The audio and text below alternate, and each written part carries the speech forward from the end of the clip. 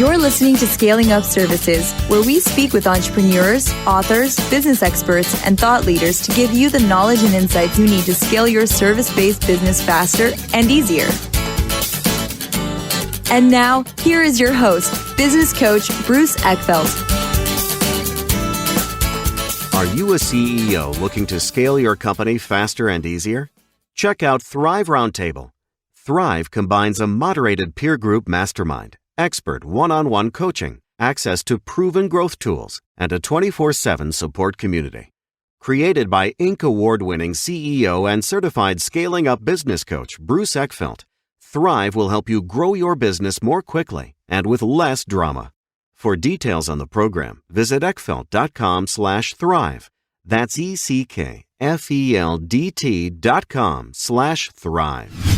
Welcome, everyone. This is Scaling Up Services. I'm Bruce Eckfeldt. I'm your host. And our guest today is Jacqueline Throop-Robinson. She is founder and CEO at Spark Engagement Index. We're going to speak with her about the work that she does with companies, with teams, with individuals on how to get engaged, how to make sure that our employees are not frustrated, that they're fulfilled, that they're energized about the work that they're doing. Obviously, for service-based businesses, this is a huge issue. We have to deliver our product, deliver our value to our clients through the people that we have, the teams that we build. And so making sure that we've got high levels of engagement are going to be really key to not only delivering value to customers, but retention, making sure that we have a viable, sustainable business. So I'm excited about this. It's a topic that we talk about a lot on here, but we always have new ideas, new perspectives, and I'm excited to have Jacqueline. So with that, Jacqueline, welcome to the program. Thank you very much, Bruce. So let's get a little bit of your background and how you got into the work that you do today. What was the story? What was your professional background, and kind of tell us a little bit of the journey you've been on? Well, I started in the corporate world and I worked for a very large organization. And so that was really a blessing because I was able to work in many, many different departments, including,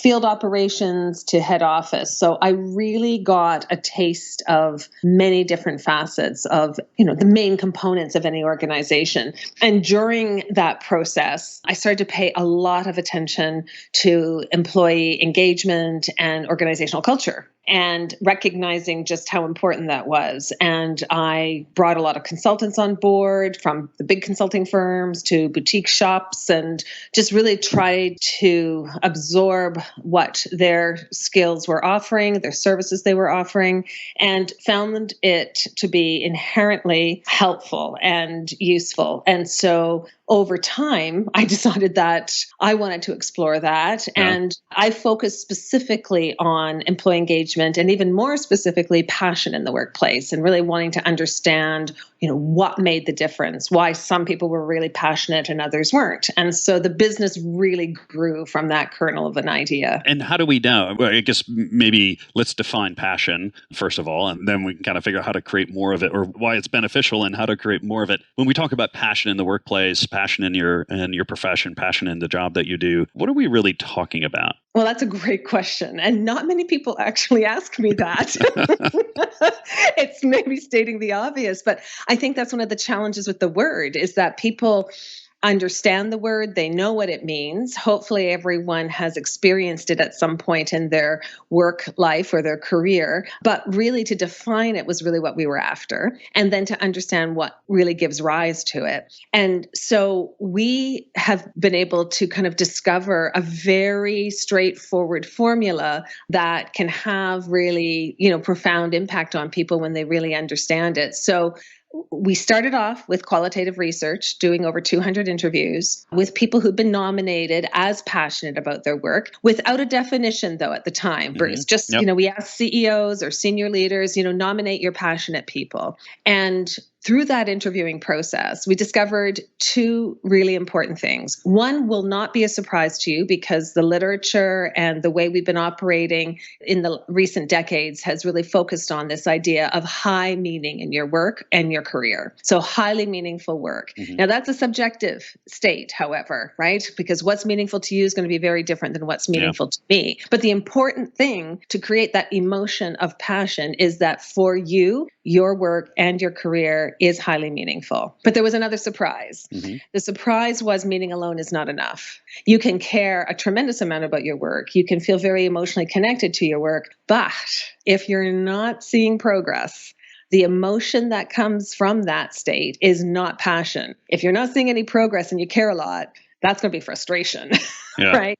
Yeah. And so what we were able to do was sort of see the importance of being able to move what you care about forward, to be able to see the impact of your work, feel like you're making a difference. So, our formula is high meaning and high progress, or high sense of progress, which again is subjective. Yeah, I was just going to say it. Both of those are fairly subjective. Absolutely subjective. Now, what we did learn through the research that there are these universal drivers of meaning and universal drivers of progress that people relate to. Now, what it looks like in your life or my life might be somewhat different. But for example, for some people, their work is highly meaningful because of what they produce at work. It could be that they are, right now, for example, in healthcare, right? That you might be serving a higher purpose. I was just speaking to a young doctor today who wants to get on the front line. She really feels like that's where she needs to be right now. Yeah. But for someone else, it could be something that is bringing order to a chaotic situation, that's highly meaningful to them, more of a, like a values-based piece. For others, it's teamwork. What they produce at work matters much less than how they produce it and who they produce it with. So it is, those things are universal, but what they look like in individual lives can be quite different. And the same with progress. For some people, getting meaningful feedback is a huge signal of progress and very important.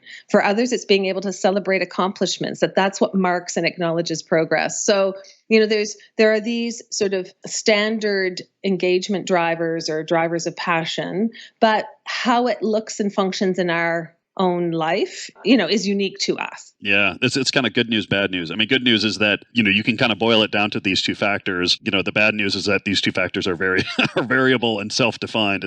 There's no absolute and no single formula that's going to drive, passion in that way or the engagement in that way. So that's really, really observant of you. So it is a challenge for leaders. So for example, we do know, because of the robust research we have, that there are 21 core drivers for the majority of people. Now, that doesn't mean for everyone, but if you're working with a group of people or you're working, with a large workforce, you can count on managing these 21 drivers, things like celebration, feedback, vision, values. There is a list. You can be sure that if you manage those well, the majority of your workforce will be engaged. However, as a leader, if I have a team of 10 people, it is important that I get to know and understand what their drivers are at that kind of micro level. Yeah.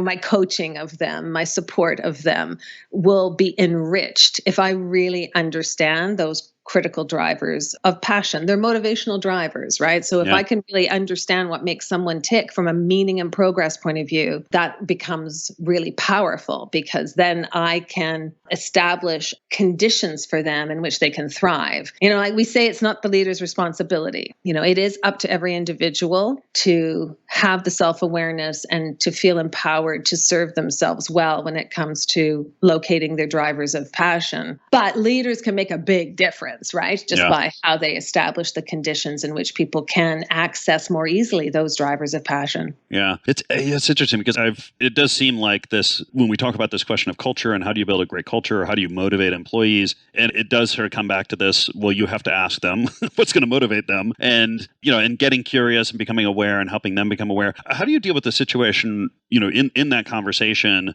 where an employee, an individual may not really know, like they haven't done the work, or they haven't actually sort of pondered it or asked the questions of themselves about really what is going to drive their motivation, their engagement, their passion. How do you kind of deal with the situation where the employee is kind of not quite sure, and so then you're not quite sure how to best lead and manage them? Yeah, that's another good question, because it is surprising how many people aren't clear. I do find, in very practical terms, that people are better equipped to answer the question about what makes their work meaningful. People have thought often a little more about that. Now, you might have to ask some probing questions.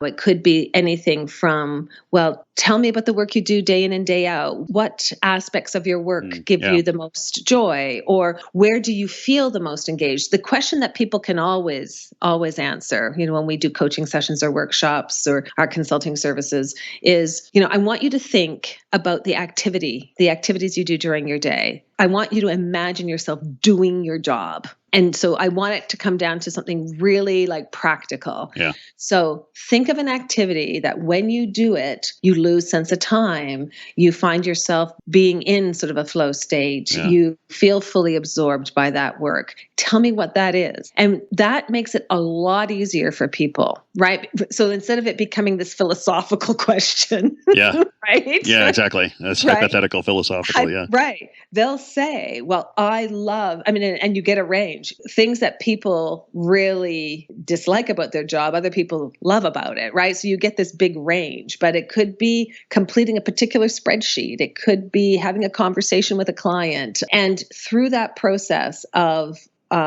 focusing on the activities that really jazz you. And I also ask the opposite question, when is your energy the lowest? When do you drag your feet to do a task? What is that task? What is that activity? And you often see high contrast, and it can be it's simple, Bruce, but it can be enlightening for people. So people may see after they've listed these activities that on the one hand, those really creative activities where they have to do, sort of creative problem solving, they just love it. Mm-hmm. But the routine and administrative tasks kill their energy, right? And so I find that's the best way, is just getting people to break it down into the things they do. And people are always able to answer those questions. Yeah. It's almost, I did a lot of work in user experience design and kind of product design. And one of the things we always kind of realized in doing that work was you can't just sit down with a user or with a customer and say, well, what do you want? Right? Because they often don't know, right? They just I don't know, I want it blue or I want it red, or they'll tell you something and then it turns out that's not really what they want, or it's not how they behave, right? So there's always a difference between what they say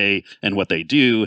And in the end, the best sort of strategy or the best process at some level was about giving them 2 or 3 options and then having them interact with them or work with them or choose them and then start to investigate, okay, well, why this one over these, right? So it's kind of a react to something and then kind of question about the reaction and uncover what the drivers are. And it sounds like the same thing. It's let's talk about a whole bunch of tasks, a bunch of work that you could do or you have done or you might be doing. Which one would you rather do? And then start to understand, well, why that task? What is it about that task that's more engaging than this other thing? And yes, and maybe it's the routine, or maybe it's the creativity, or maybe it's that it's, overcoming a constraint, or that's a real challenge, or it uses a new technology. But it's kind of you have to let them kind of react to it first, or emotionally kind of draw towards something and then start to inquiry why that thing over the other thing. Absolutely. And people love to talk about this as well. So even for managers who aren't used to having these kind of conversations, mm-hmm. I always tell them, don't worry about it. You start to ask some of these basic questions, and people love to talk about this because they don't have an opportunity to very often. The conversation will drive itself, but it is an inquiry process. And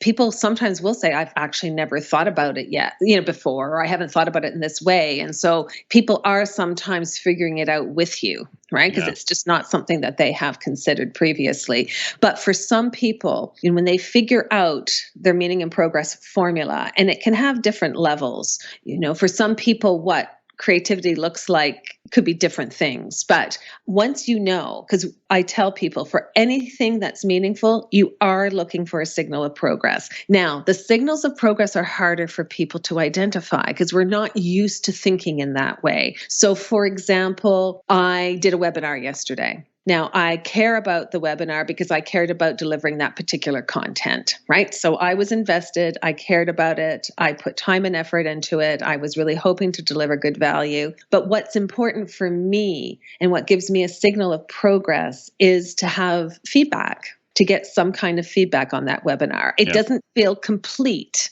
And I can be passionate while I'm delivering the webinar because that I have meaning and progress as I'm moving through the webinar. But after the webinar is done, I'm looking for a different signal of progress, right? So for example, I got feedback that an hour flew by. Well, that's a positive signal of progress for me. And that's what sustains and supports your passion. Now, for everything that's meaningful, there could be different signals of progress, right? So it could be different if I'm building a relationship with you and that's meaningful to me because we could be doing work together, we're collaborating. I'm going to be looking for signals of progress around the relationship. Interesting. Now, yeah. Right? But that could be different. That might be feedback, but it could be something else. It could be that 2 weeks from today, you reach out and to ask me a question that you're interested. Well, that's feedback that, oh, there was something that was said in that conversation. Bruce trusts me to reach out and ask me a question, which is really important in the workplace, for example. So for everything that's meaningful to you, you have a corresponding signal of progress. But people tend not to think a lot about that. But often what frustrates people is a lack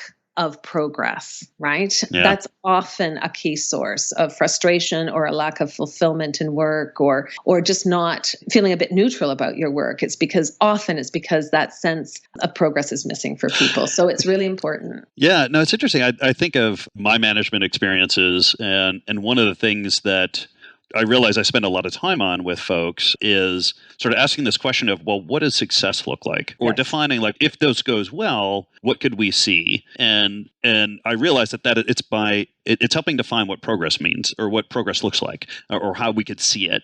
And, I look at it as kind of a completion of done. Like, I want to make sure that there's a very clear success criteria so that we can make sure that we're staying on track and we're not, deviating or we're not, spinning our wheels on something. But I realize it's also serving this kind of tool of helping them actually create a yardstick for measuring progress so that we can actually keep people motivated and engaged. So you've used language as you were talking about that is really important when you're managing progress. So you were talking about defining success. So that is obviously really important because that's your kind of your end game. That's sometimes I call like, how are we going to know when we can crack open the bottle of champagne, right? Like when's the minute that what will pass the champagne test? But you also talked about things, knowing if things are on track or not. And that is really important because if your goal is one that's going to take a period of time to achieve, then being able to have these moments or these signals of progress as you move along that journey is really important. It lets you know if you're on track.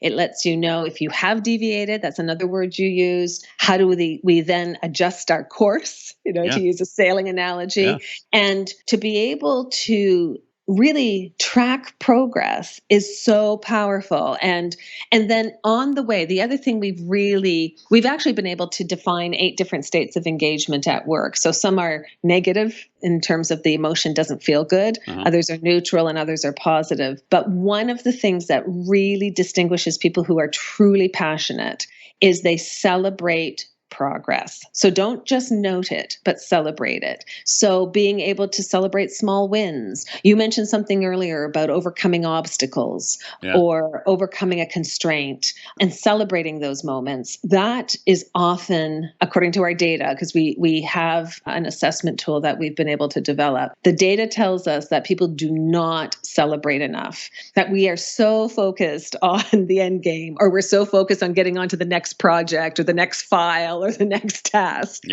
that we deprive ourselves of celebration, which is so important for resiliency, to sustain passion, to help us persevere through the tougher times. Like right now, with all the adversity, celebrating small wins and bright spots goes a long way to sustaining passion as well. So you said a lot in that example, and I think you are spot on. And I think there are a lot of good leaders out there who, like you, have managed with those principles and you probably saw very positive results from that. But when you are able to frame it so that I just tell managers, manage progress, so much else will take care of itself. Yeah, I can see that. And it's true. Yeah. I'm curious from a culture point of view, if you're a leader inside a service business and you're looking to grow it, or you're kind of looking at strategy and looking at culture and looking at the talent that you have, is it worthwhile or is it effective to kind of look at the drivers, given this constellation of drivers that you have, is to say, look, culturally, we want to pull people in that are driven in the same way, and we want to create some uniformity here so that we've got consistency in organization around what is going to drive engagement here? Or is that not a good strategy to use because you get too lopsided in your culture? I mean, I'm just curious, given this tool, part of me wants to say, oh, well, I'll just go out and find a whole bunch of people that are the same so that everything lines up and so that everyone uses the same sort of systems and motivation and everyone is thinking the same way. Maybe, though, that's not a good idea. Right. So that's another really good question. So, and this is another challenge for leaders. So we talk about the shared drivers, and you do want to build this context in which people can feel inspired, say, by the vision of your organization. Mm-hmm. I think there are some engagement drivers that you really do want to recruit for that, or you want people to be aligned, right, to those. So vision might be one, right? You want people to really be excited about what the company is all about. Another one could be, for example, if your culture is one that I'm working with a client right now that is really committed to straightforward communications and open feedback. You probably need to recruit for that because that can be very challenging if you recruit people who are not on board with that. So I think there are things, some core shared drivers of engagement that you can recruit for. However, you're quite right. You don't want everyone to be the same because you're going to develop blind spots in your organization. Yeah. Right. I'm working right now with an organization that has recruited a lot of actuaries. Now, I love actuaries. They're amazing people, right? I love working with them. But if you have 10 actuaries in a room, they're going to have blind spots around aspects of the business. Yeah. They're going to be brilliant in other aspects, right? Yeah. But they're going to have blind spots. So you definitely need the diversity. And you also need to give people like the latitude to be able to locate, nurture their own very personal drivers of engagement. And as long as they align, it's not a problem, right? But you definitely need the shared ones. It is really important because you can end up with a culture that's a bit fragmented otherwise. Yeah. Are there any that conflict? Like if you're looking at a team, like teaming, if you're putting together a team and you have these insights around these folks, is there anything you want to watch out for in terms of like, if you put a couple of people like this and a couple of people like this on the same team, they're going to have friction just because of the way that they see purpose, the way they see meaning, the way they're going to measure progress? Yeah, it's interesting. Yes, you can. So for example, if just a real story, I'm working on with a team right now. We're doing some team building together. One person on the team is very creative. They're able to see better ways of doing things very easily. Like it just comes to them, right? They're just able to see, what if we did this and what if we do that? We could create a better process. There's someone else on the team and they love that. I mean, that's a driver for them. I mean, they would do that all day if they could. They would be in their passion zone all the time. Yeah. But it's a finance team. Yeah. And so it's very important in finance teams to also have standards and maintain processes, over a period of time. You can't be changing all the time. So if one person is sort of driven by this creative problem solving, but the team and other people on the team are very much around practical things that are proven and tried and true, and that's a value, that can become a conflict. So it really is. And I did this once. I had a team of 10 people who had the same job description, but there was obviously a lot of diversity on the team. So I had the luxury, fortunately at the time, where I was able to carve up this single job into specialty areas. And so I was able to align people. So the person who loved the spreadsheets got to work with spreadsheets all day. Yeah. And the rest of the team was very happy that he was willing to do that, right? Yeah. And the people who want to do, the client work and the needs assessments, they got to do that all day. But most of us don't have that luxury, right? We have to have some of our work that doesn't jazz us. But what I say to people is we all have a level of tolerance where, I just know I have to get this done. I see the value in it. It doesn't jazz me, but I get that I just have to get it done. But you can't be doing that all day, or else you are going to lose your passion for your job, right? Yeah. So everyone has different levels of tolerance for that, but you have to kind of figure out what yours is. And when you're not getting enough of the stuff that jazzes you, you really have to step back, reassess your work, have a conversation with your manager and see what you can do about it. Because there are times, I'm coaching a woman right now where I don't think it's a fit for her job. She tries hard. Mm-hmm. She wants to do well. She wants to be successful, but it doesn't jazz her. And that's not a career for someone, right? To have to spend years and years doing something that, you might love the people you work with. You might love the company, but day in and day out, if your job doesn't jazz you, you got to look at that. Yeah, no, exactly. You mentioned this earlier, and I just wanted to kind of understand a little bit more what you're borrowing from, or how this relates. So you mentioned the flow and flow state, and kind of the check sent me high kind of model of this kind of very specific kind of engagement mode that people can get in. And I know there's been more research around this, and there's a couple different kind of flow states that people get in. But how much, I guess, when we're talking about engagement, how much are you borrowing, or how much is this similar to that kind of time, either expands or shrinks, and focus becomes very tight, and you're in this kind of very specific kind of psychological state.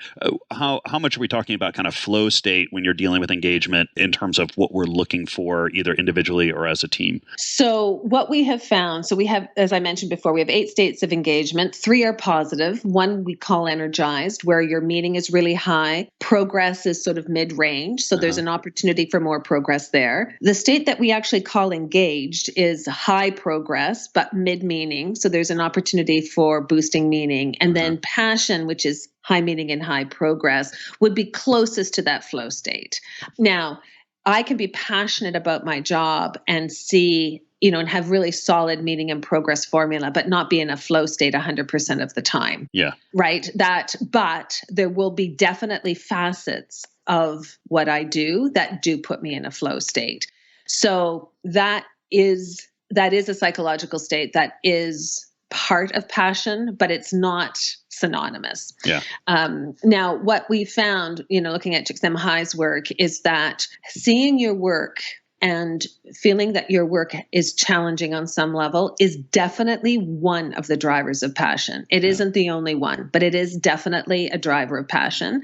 Also, having the skills and knowledge to do your job well, which is another facet of the flow state, is critically important for engagement as well. So those are part of the picture in terms of our landscape, but it's not the whole thing. Yeah. The other thing I've always appreciated about flow state is that it's part of a larger arc, right? You're going to have pre-work things, that preconditions that kind of prepare you and enable flow state, and then you're in flow state, and then you come out of a flow state and you kind of repair. I mean, it's not something you're in all the time. It's a cycle that you go through. And so I'm curious how much you sort of see teams or individuals and teams in these engagements, if there's kind of the similar kind of flow or natural up and down nature of these states that you're working with, or is this creating the context where you're going to just be in that maximal state as much as possible over a period of time? So that's a great question. So when I present the whole model, I'll tell people, out of these 8 states, you could experience all 8 of them in a day. Yeah, exactly.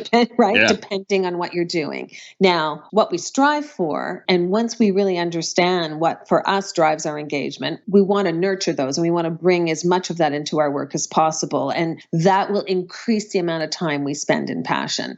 No one's going to be 100% of their time there. I mean, I live and breathe this stuff, and I'm not. Yeah. It's just not how it works. So it is also similar to the flow state in that way. But the more aware you are, right, of what your drivers are, is important. The other piece that's really important, it relates to the drivers, but I want to present it a little bit differently. Even just thinking of meaning and progress, I can find myself doing anything, and I can ask myself those 2 questions. What is meaningful about this activity for me? Now, it might not be the thing that is the most meaningful to me, but if I can locate some purpose, some meaning in what I am doing, and then I can think about how can engaging in this activity give me a sense of progress? So it might be, I had to learn a new software this week and I wasn't too keen to learn it. It feels like a bit of a pain to learn it, but I can I can refocus on what's meaningful. I can focus on what that piece of software is going to do for me. And then I can think about my signal of progress. And that can be anything from when I finally feel some ease in using the software, another signal of progress could be when I actually use it for a specific purpose and get a positive result. But if I focus for meaning and reframe for progress, I can boost my engagement significantly. So there's a big piece of this that's also mindset, Bruce. So yes, It's important that I know I love creative problem solving. That's important. I know that. It's important I understand the role of feedback or whatever they might be for me. But to use that model and to just challenge myself in anything I'm doing to find something meaningful and to see progress, that provides the space and a mindset where you can really find a lot more enjoyment in your work, right? Yeah. And that in and of itself can enhance someone's experience significantly. Yeah. It's interesting. The other thing that occurs to me is that so much of what I talk about with companies when we're talking about growth strategy and how we're going to scale them, and one of the factors that comes up, or one of the things I talk about, is that everybody wants to scale. Everyone wants to grow themselves. And if you don't provide opportunities for people to take on new roles, to expand the capability to learn new things, you're going to get people that stagnate and ultimately, either leave or they're just going to be underperforming because they're going to lose that engagement. But just that idea of always need to have some new challenge, some next level, some kind of plan for how someone is going to move forward. Because if you don't do that, I think a lot of managers kind of get in, hey, this person is perfect at the job, so I'm just going to keep them there. Like I don't want to think about them moving anywhere else because I don't want to have to replace them. And we end up having these conversations of, look, you're going to have to replace them at some point because they're going to want to do something different. They're not going to stay there forever. And I think it's hard as a manager to kind of understand that. But the ones that do get really good at it and actually develop great career paths, and they really have great employees. But I think it has to do something with this whole progress idea that you're mentioning. Totally does. And stagnated is one of our 8 states.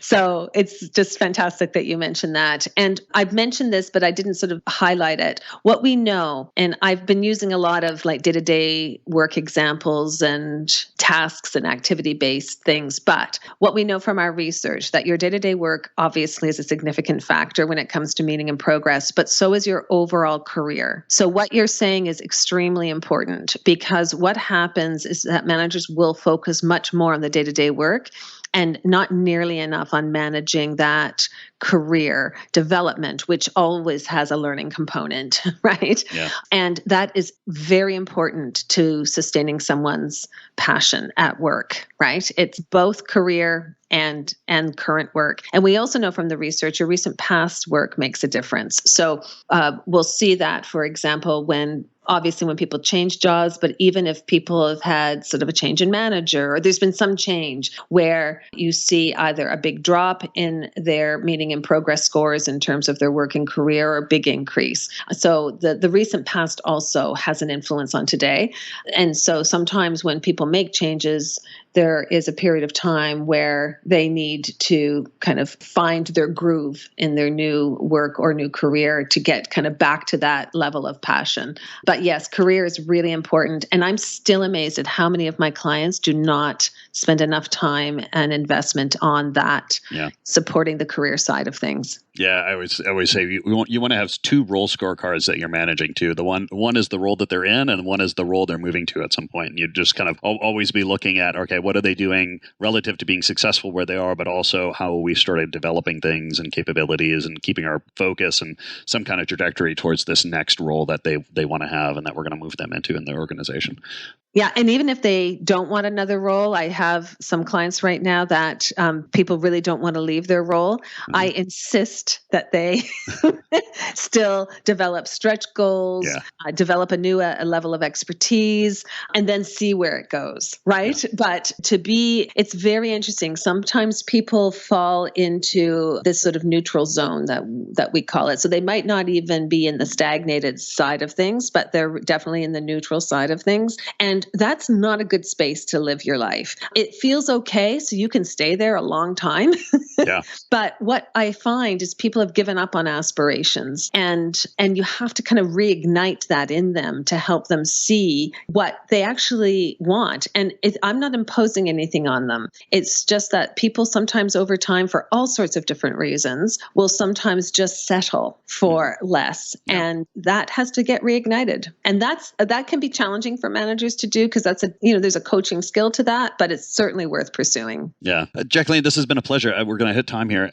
If people want to know more about you, about Spark Engagement Index, where else can they get information? What's the best way to get those details? SparkEngagementIndex.com is our main website, so that works. I'm on LinkedIn as Jacqueline Throop-Robinson is how it's spelled. And our office number is 902-229-8989. Awesome. I will make sure that all that information is in the show notes so people can click through and get that. This has been a pleasure. I always love talking about culture and about talent. I know it can be a little squishy when it comes to figuring out strategies around it, but actually I love how kind of analytical and sort of data-driven you are about it. And I think it's going to be really helpful to folks. So I appreciate the time today. It's been a pleasure. No, pleasure is mine. Thank you so much, Bruce. You've been listening to Scaling Up Services with business coach Bruce Eckfeldt. To find a full list of podcast episodes, download the tools and worksheets, and access other great content, visit the website at scalingupservices.com. And don't forget to sign up for the free newsletter at scalingupservices.com/newsletter.